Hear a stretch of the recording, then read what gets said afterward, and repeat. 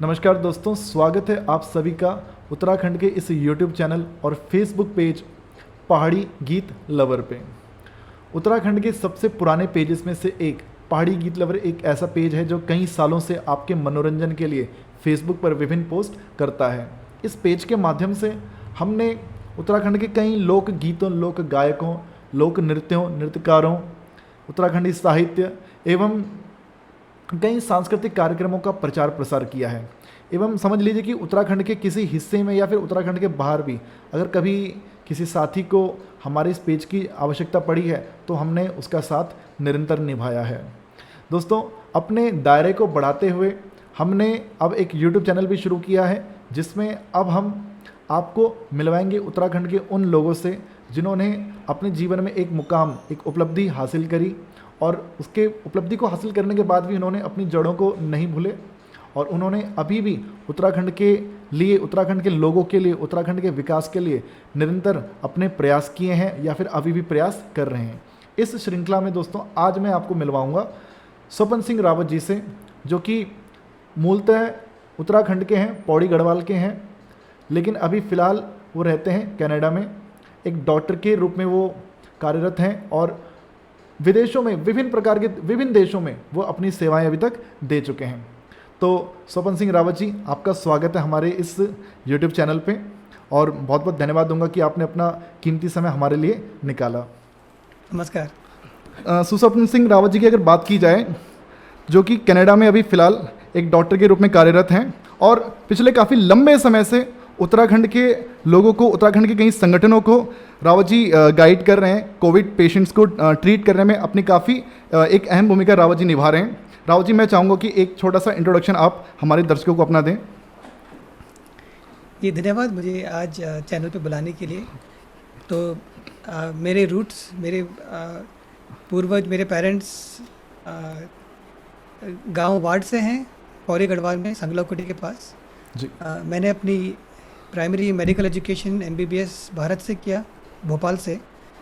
फिर मैं 2002 में इंग्लैंड गया अपना MD करने के लिए फैमिली मेडिसिन में। 15 साल इंग्लैंड में काम करने के बाद मैं यहाँ कनाडा लगभग 5 साल पहले आया।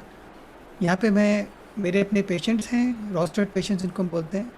उसके अलावा मैं आउट पेशेंट कोविड ट्रीटमेंट करता हूँ और 300 से ज़्यादा मैंने डायरेक्टली पेशेंट्स को ट्रीट किया है। उसके अलावा उससे कहीं ज़्यादा तो मैंने इनडायरेक्टली भी इंस्टाग्राम, फेसबुक के थ्रू गाइड किए हैं पेशेंट्स को। और रावत जी, अभी काफ़ी सारे संगठनों के साथ भी आप अभी मिलकर यहाँ पे काम कर रहे हैं। बात की जाए एम्स की भी, तो एक सिस्टमेटिक ट्रीटमेंट को लेकर आप प्रयासरत हैं, तो उनको भी आप लगातार गाइड करने पे लगे हुए हैं। जी हाँ, तो लगभग 10 चैरिटीज़ जो हैं उत्तराखंड में जो काम कर रही हैं उनके साथ मैं संपर्क में हूँ जी। और सोमवार को मैं चाहता हूँ कि मैं CMOs, चीफ मेडिकल ऑफिसर्स और हेल्थ मिनिस्टर को ईमेल लिखूं जिसमें कैसे हम एम्स ICMR की कोविड गाइडेंस को ऐसे इम्प्लीमेंट कर सकते हैं कि दूर दराज क्षेत्र जो है, छोटे गांव जो शायद सड़क से 15-20 किलोमीटर दूर हो, जहां पे कोविड पेशेंट्स हो, जिनका ऑक्सीजन कम हो रहा हो, कैसे उन तक हम दवाइयाँ पहुँचा सकते हैं, वो बात हम करेंगे अगले वीक। ठीक है। अच्छा रावत जी, मुझे ये बताइए, अभी इंडिया की जैसे बात की जाए, सिचुएशंस कुछ ऐसी हैं, अगर बड़े शहरों की बात की जाए, कि अगर हम अपना ट्रीटमेंट करवाना चाहते हैं, अगर हम अपना टेस्ट करवाना चाहते हैं, तो टेस्ट के लिए हमें एक लंबी वेटिंग से गुजरना पड़ता है। मतलब ये लगा लो कि अगर हम आज कहते हैं कि भैया हमारे सैंपल ले जा, तो ये समझ लो कि वो कहते हैं कि आप 2 दिन रुक जाओ, फिर मैं आ जाता हूँ। कुछ जगह तो ऐसी हैं जहाँ पर हफ्ते भर की वेटिंग है। ऐसी उत्तराखंड की अगर बात की जाए, दूर दराज क्षेत्रों की बात की जाए, तो वहाँ पर कैसे हम इस चीज़ को आइडेंटिफाई कर पाएँ कि हमें कोविड है, और अगर मान लो कोविड हमें है भी, क्योंकि टेस्ट तो हमारा हो नहीं पा रहा है, मान लीजिए हमें कोविड है भी, तो फिर हम कैसे खुद का ट्रीटमेंट कर सकते हैं घर में रहकर? एक बार प्लीज़ आप ही हमारे दर्शकों को एक बार बता सके तो सर। हाँ जी, ठीक है। इसके लिए मैं फिर से अपना स्क्रीन शेयरिंग करता हूँ। बिल्कुल। हाँ, तो देखिए, एम्स गाइडेंस के तहत अगर किसी को ये सिम्टम्स हो और आपके इलाके में कोविड फैला हुआ हो, आपके आसपास के गांव में, आपके आसपास के कुछ रिश्तेदारों में या दोस्तों में अगर कोविड हो और आपको ये तकलीफ़ हो, बुखार हो, खांसी, गला ख़राब, नाक बह रही है या सांस की तकलीफ़ हो, तो वो बिल्कुल कोविड हो सकता है और उसको कोविड की तरह से ही मान के चलना चाहिए। वैसे भी आजकल गर्मी में इन्फ्लुएंज़ा, फ्लू, बाकी बीमारियां वैसे भी नहीं होती हैं, तो अगर ये सब चीज़ें इस मौसम में हो रही हैं तो लाइक्लीहुड यही है कि कोविड ही है। तो ऐसे में जो इलाज हैं मान अगर हम पहले तो आपको अपनी सांस की रफ्तार गिन लेनी चाहिए कि वो 24 से कम हो, क्योंकि अगर 24 से ज़्यादा है तो मॉडरेट सीवियर डिजीज़ में आ जाएगा, वो उसको डॉक्टर की हॉस्पिटल की ज़रूरत है। अगर आपका जो पल्स ऑक्सीमीटर है होपफुली आपके पास है, अगर नहीं है तो होपफुली कोई चैरिटीज़ आपको दे भी सकती हैं। अगर वो 93 से कम है तब भी आपको डॉक्टर हॉस्पिटल की ज़रूरत है। अदरवाइज़ माइल्ड डिजीज़ में यहाँ पे लेफ़्ट साइड में जो चीज़ें लिखी हुई हैं, जैसे कि बुखार कम करने के लिए पैरासिटामोल, सूजन कम करने के लिए नेप्रोक्सिन, आइवरमेक्टिन जो है वो वो है एंटीवायरल, वायरस को मारने के लिए। और अगर 5 दिन से ज़्यादा खांसी चले तो एक सूजन कम करने का इन्हेलर आता है बिडोसोनाइड, ये भी रहना चाहिए। ये सब ठीक है। इलाज एम्स रेकमेंड करता है माइल्ड डिजीज़ में घर पे। एक तो आपने बताया कि जैसे खांसी जुकाम नॉर्मल अगर आपको है, दूसरा आपकी सांस जो है वो 24 है, 24 से ज़्यादा है, तो उस सिचुएशन में दूसरा आपकी जो ऑक्सीजन लेवल अगर वो 93 से कम हो जाता है तो ये मान के चलो कि आपको कोविड है। दूसरा सर अगर मान लो कोविड नहीं भी है तो क्या, जैसे नॉर्मल खांसी जुकाम भी है, तो क्या उसको हम कोविड की तरह उसको ट्रीटमेंट दे सकते हैं सर? जो मेडिसिन आप बता रहे हैं तो इनसे कुछ नुकसान वगैरह भी हैं अगर इनको लेते हैं तो? क्योंकि कुछ लोग ऐसे कर रहे हैं कि वो उनको अगर नॉर्मल खांसी जुकाम भी हो रहा है तो वो पहले से सतर्क होकर इग्नोर नहीं कर रहे हैं बातों को, वो मतलब उसको कोविड की तरह उसको ट्रीट करना शुरू कर देते हैं। जो माइल्ड डिजीज़ में ट्रीटमेंट्स हैं, जैसे कि पैरासिटामोल बुखार कम करने के लिए, तो बहुत ही सेफ़ है। अगर इसको बहुत ज़्यादा ले लेंगे, किसी को लिवर की प्रॉब्लम हो तो प्रॉब्लम हो सकती है। अदरवाइज़ अगर उसको नॉर्मल डोज में लेंगे तो कोई इशू नहीं होना चाहिए उससे। नेप्रोक्सिन से सूजन कम होता है, ये डोज़ काफ़ी छोटा है। मगर किसी को मान लीजिए स्टमक अल्सर हो या ब्लीडिंग की प्रॉब्लम हो तो उसमें उनको थोड़ा केयरफुल होना पड़ेगा। जनरली अगर आप डॉक्टर से भी ना संपर्क कर पाएँ तो कम से कम फार्मासिस्ट से तो बात कर ही लेनी चाहिए इन बारों में, कि ठीक है। आपकी पहले से कौन सी दवाइयाँ चल रही हैं, कौन सी कंडीशंस आपको पहले से हैं, ये सब तो बात कर लेनी चाहिए। आइवरमेक्टिन बहुत ही सेफ दवाई है, बहुत ही कम दवाइयाँ हैं। कुछ कुछ दवाइयाँ जो ट्रांसप्लांट पेशेंट्स यूज़ करते हैं फॉर एग्जांपल, जिनके साथ आइवरमेक्टिन का इंटरेक्शन है, अदरवाइज़ बहुत ही सेफ है। और इनहेल स्टेरॉइड भी, बिडोसिनाइड, काफ़ी सेफ है, बहुत ही कम साइड इफेक्ट देखने को मिलते हैं। इसमें मेन चीज़ ये होती है कि इनहेल करने के बाद गला साफ़ करने के लिए गरारे और मुंह साफ़ करना ज़रूरी होता है। अदरवाइज़ फंगल वाइट फंगस जो होता है, जो इतना खतरनाक नहीं है मगर वो हो सकता है गले में, अगर आप इसके बाद गरारे ना करें, वो साफ़ ना करें। तो अगर डॉक्टर से ना बात हो पाए तो कम से कम फार्मासिस्ट से तो इनके बारे में बात कर लेनी चाहिए, जो माइल्ड ट्रीटमेंट की ट्रीटमेंट्स हैं। अच्छा, कुछ लोग सर एक इग्नोरेंस में रहते हैं कि नहीं हमको तो कोविड हो ही नहीं सकता है। शुरुआत में थोड़ी गड़बड़ हो जाती है, शुरुआत में चलो सिम्टम ज़्यादा नहीं दिखते हैं, लेकिन कुछ टाइम के बाद सर गड़बड़ हमें दिखती है उसमें, जब उसको केस काफ़ी ज़्यादा सिवियर हो जाता है, ऑक्सीजन लेवल काफ़ी नीचे हो जाता है, तो ऐसे लोगों से कुछ कहना चाहेंगे आप? हाँ, मैं कहूँगा टेस्टिंग करनी बहुत ज़रूरी है। अगर आपको कुछ भी सिम्टम्स हैं, देखिए अगर आपको ये यकीन है, बिल्कुल पूरा यकीन है कि आपको नहीं है कोविड, तो आप इसको प्रूव करो। आप इसको प्रूव करो अपना नेगेटिव टेस्ट दिखा के। टेस्टिंग में भी देखिए ऐसी बात नहीं है सब कुछ 100% सही है। काफ़ी टेस्ट फॉल्स नेगेटिव भी आते हैं, पेशेंट्स को कोविड होता है फिर भी टेस्ट नेगेटिव आ जाता है। और खासकर जो वेरिएशन है, जब वेरिएंट्स बढ़ रहे हैं तो उससे वो फॉल्स नेगेटिव के टेस्ट भी बढ़ रहे हैं। मैं रिकमेंड करता हूँ कि एक सिंड्रोमिक अप्रोच होनी चाहिए, कि अगर गांव में हम टेस्ट कर रहे हैं तो पहले रैपिड एंटीजन टेस्ट करना चाहिए। रैपिड एंटीजन टेस्ट वो वाला टेस्ट है जो 15-20 मिनट में रिजल्ट देता जी। है। तो हमको पहले रैपिड एंटीजन करना चाहिए, और अगर पूरे गांव में एक टेस्ट जब वापस पॉजिटिव आ जाए उसके बाद आपको किसी और को टेस्ट करने की ज़रूरत ही नहीं है। और जिनको भी उस गांव में सिम्टम्स हैं उन सबको आप कोविड ही मान के चलो, उनको कोविड के हिसाब से आइसोलेट करो और उनको कोविड के हिसाब से ट्रीट करो। ये भी जो मैं बात कर रहा हूँ बाकी चैरिटीज़ के साथ, ये भी मैं एक कॉमन मिस्टेक देख रहा हूँ कि लोग कोविड टेस्ट पे बहुत ज़्यादा रिलाई करते हैं, कि वो उसको मानते हैं कि भाई अगर नेगेटिव है मतलब कोविड नहीं है, नहीं है। और पॉजिटिव है तभी कोविड है। ऐसे नहीं होता। इवन हमारे यहाँ अमेरिका में भी 60 to 80% सेंसिटिविटी है कोविड टेस्ट की, मतलब अब 40% तक फॉल्स नेगेटिव आता है, मतलब पेशेंट को कोविड है और वो टेस्ट नेगेटिव आता है। अच्छा। और अगर आपने टेस्ट बहुत जल्दी कर लिया हो या बहुत देर से किया हो, या किसी ने स्वाब भी अगर बहुत ठीक से अगर अंदर डाला ना हो, अगर वो स्वाब भी सूख गया हो, या अगर जैसे कि हम देखते हैं टेस्ट जब को श्रीनगर जाना पड़ता है या हल्द्वानी जाना पड़ता है या देहरादून जाना पड़ता है, तो अगर बहुत लंबे टाइम तक ट्रांसपोर्ट होती है टेस्ट की तभी वो फॉल्स नेगेटिव हो सकता है। तो बहुत सारे कारण हो सकते हैं कि अगर टेस्ट भी नेगेटिव आ सकता है। इसलिए मेरा ये मानना है कि पूरे गांव को एक क्लस्टर, एक बबल के तौर से देखना चाहिए। वो एक बबल है, उस बबल में अगर बहुत लोगों को सिम्टम्स हैं, अगर उनमें से एक भी पॉजिटिव आ जाए, और मैं कहूँगा आइडियली वो 7-10 दिन वाला PCR टेस्ट नहीं, उसके बजाय 15 मिनट वाला रैपिड एंटीजन टेस्ट पहले करना चाहिए।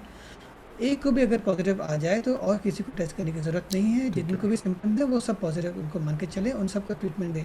मैंने ऐसे भी केस देखे हैं कि सीएमओ के पास जाती है रिपोर्ट कि इस गांव में ये लोग पॉजिटिव हैं, ये लोग नेगेटिव हैं, और वो क्या करते हैं, इलाज उनके लिए भेजते हैं जो पॉजिटिव है, और जिनके नेगेटिव टेस्ट है उनको इलाज नहीं भेजते।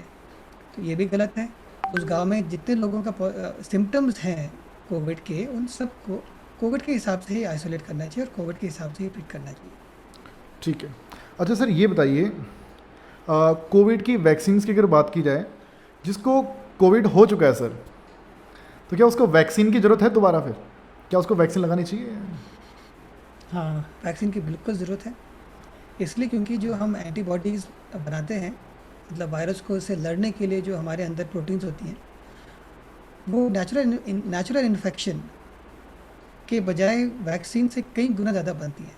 तो वैक्सीन जो है, अगर आप फेज़ 1 फेज़ 2 ट्रायल्स देखेंगे तो 8 या 10 गुना ज़्यादा एंटीबॉडी बनाता है compare to natural infection. Natural infection लगभग 6 महीने तक उसका फ़ायदा होता है एंटीबॉडी, इसमें कोई शक की बात नहीं है। हो सकता है और लंबा भी चलता हो, पर वैक्सीन भी लेनी चाहिए बिल्कुल। तो वैक्सीन हाँ, के लिए कितने टाइम के बाद वैक्सीन लेना ज़रूरी है फिर? अभी जैसे जैसे करंट कह, गाइडेंस जैसे है। जैसे कहते हैं कि तुरंत नहीं ले सकते मेरे ख्याल से वैक्सीन, अगर आप ठीक हुए हैं तो।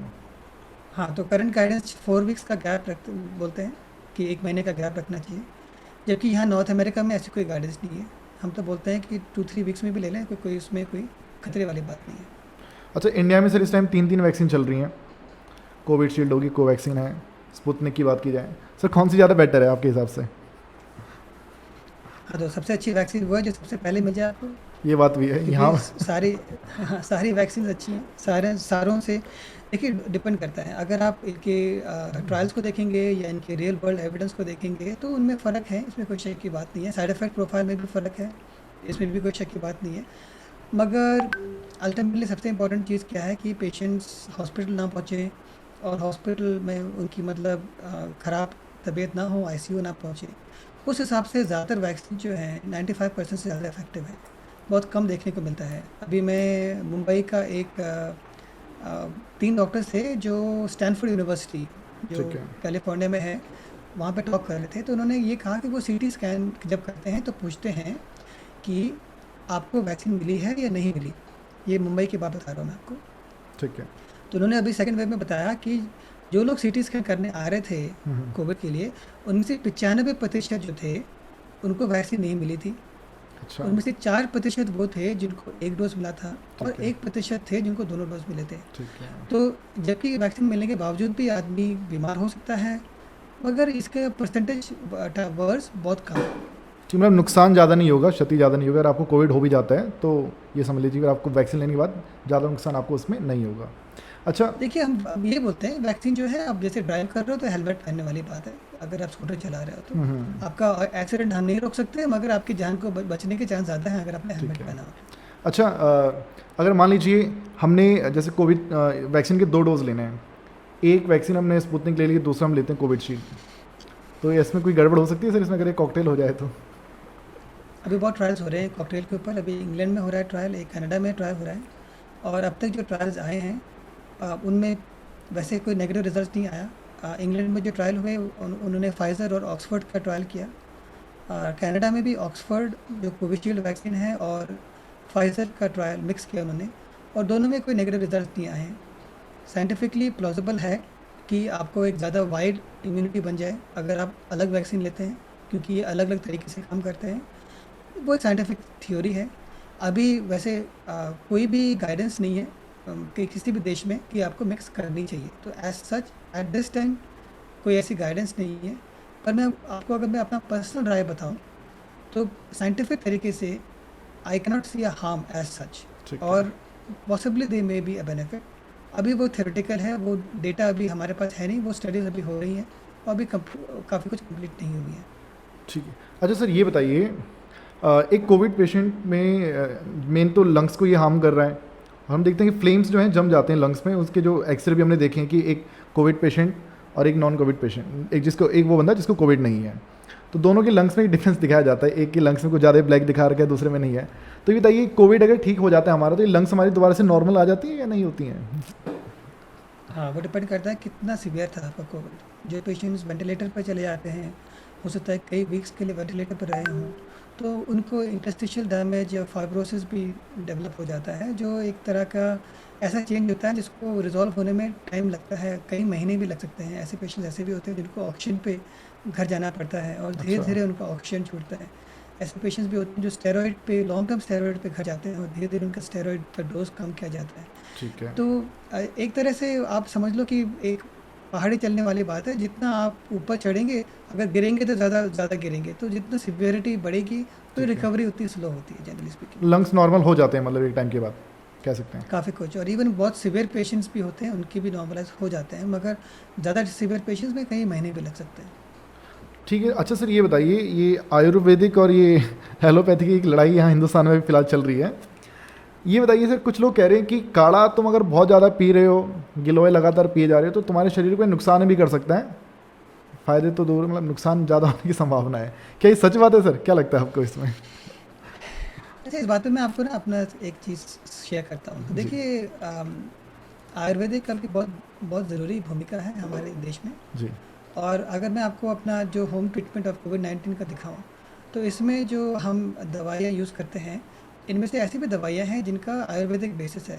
मैं आपको एग्जांपल के तौर से दिखाऊँ, तो हम शुरुआत में देते हैं आइवरमेक्टिन, विटामिन डी, न्यूरोबेन फॉर्टे, ज़ैगडी, तो ये तो ठीक है। विटामिन्स हैं ज़्यादातर। फिर अगर किसी को खांसी हो तो मैं देता हूँ ब्रोमेक्सिन, एसिटालसिस्टीन और लिस्टीरिन गार्गल्स। तो ब्रोमेक्सिन जो है, ये आयुर्वेद में एक पौधा है जिसका नाम है आधोतादा वासिका। वो आयुर्वेद में भी अच्छा। खांसी के लिए इस्तेमाल किया जाता है।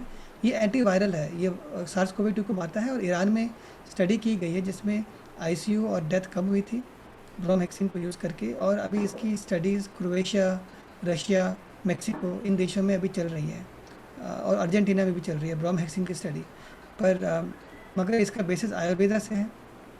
उसके अलावा अगर हम देखें बाकी दवाइयाँ जो हैं, अ, बुखार के लिए मैं एडवाइस करता हूँ मेफेनामिक एसिड, फेमोटिडिन, पैरासीटामोल। पर अगर 5 दिन से ज़्यादा बढ़े तो कोचिसिन। कोचिसिन जो दवाई है सूजन कम करती है, ये भी पौधे से निकलती है। कोचिसियम ठीक है। करके एक पौधा है, तो ये वहाँ से निकलती है। और इसके अलावा हम देखें, जो मैं बोलता हूँ पेशेंट्स को कि घर पे उनको क्या करना चाहिए, ये मेरा ब्लॉग का लिंक है, और 7 दिन बाद क्या टेस्ट करने चाहिए वो सब यहाँ लिखा है।